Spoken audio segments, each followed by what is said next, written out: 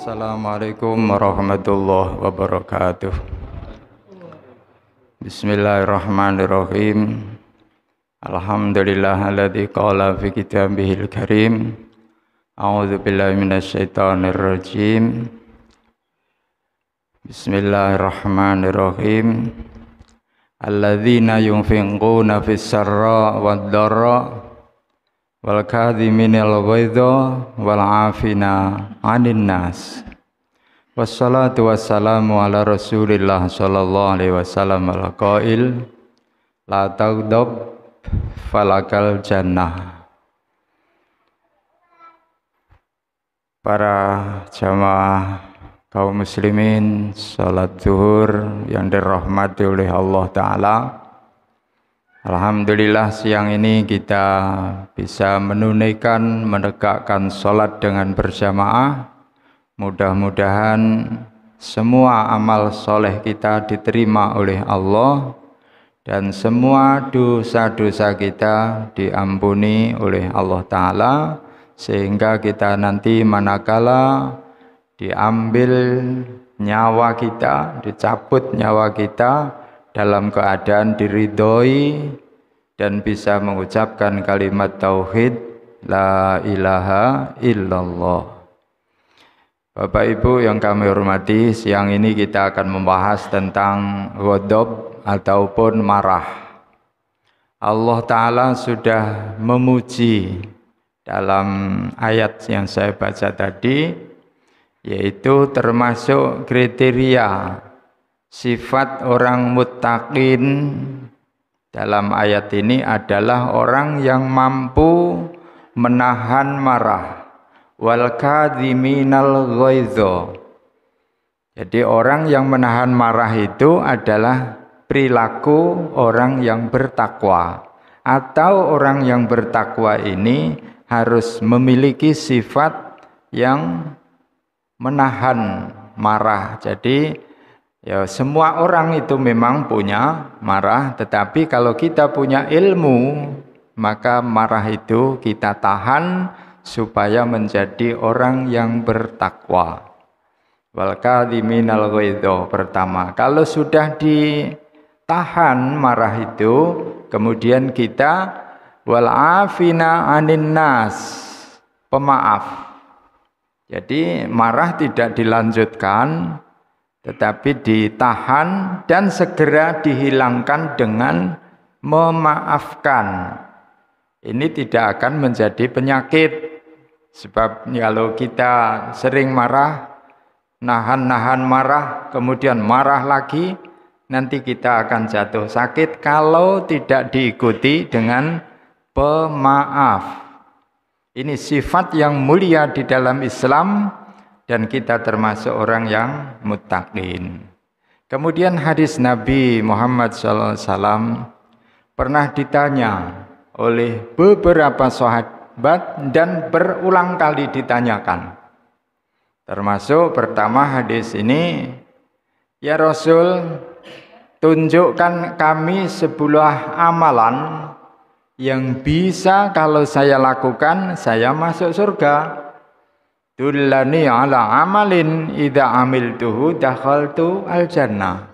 Ya Rasul, kula nyuwun pituduh panjenengan sebuah amalan menawi kula tindakaken kula saged mlebet swarga. Rasulullah jawabipun la taghdab falakal jannah. Jangan marah, bagi kamu surga. Ya. Kemudian ada hadis lagi yang menjelaskan termasuk solusi mengatasi marah itu pertama mengetahui madaratnya.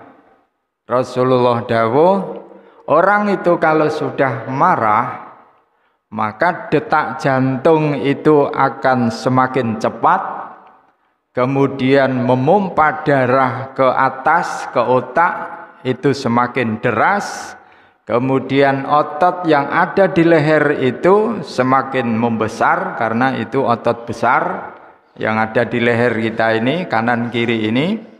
Kemudian yang ada di otak itu jaringan-jaringan yang kecil-kecil, kuwi nek bendina dilakoni marah, akhirnya pembuluh darah itu akan pecah. Kalau pembuluh darah pecah, maka terjadilah stroke. Maka solusinya adalah mengetahui madaratnya apa, manfaatnya apa.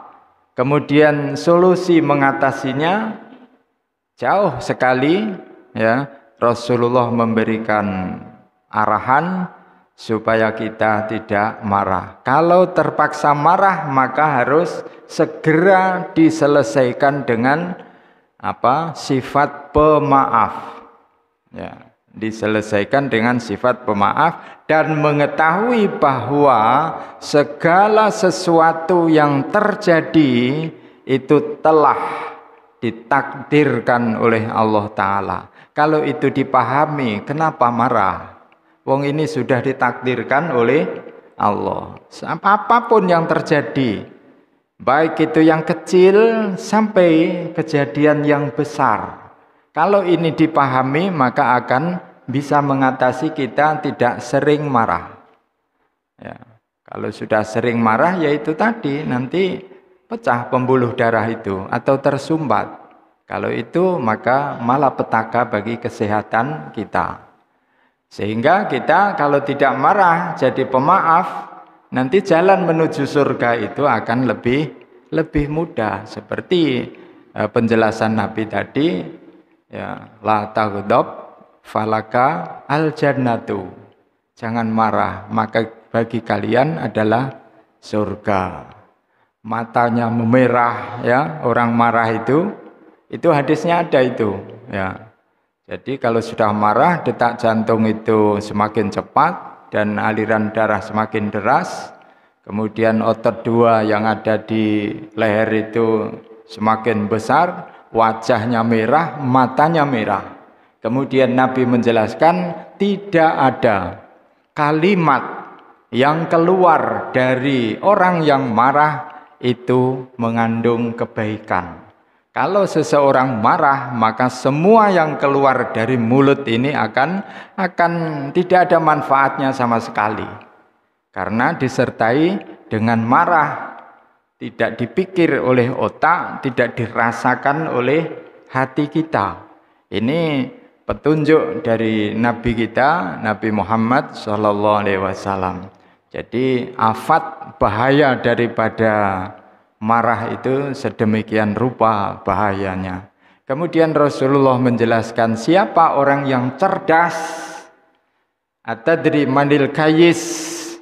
Siapa yang cerdas itu?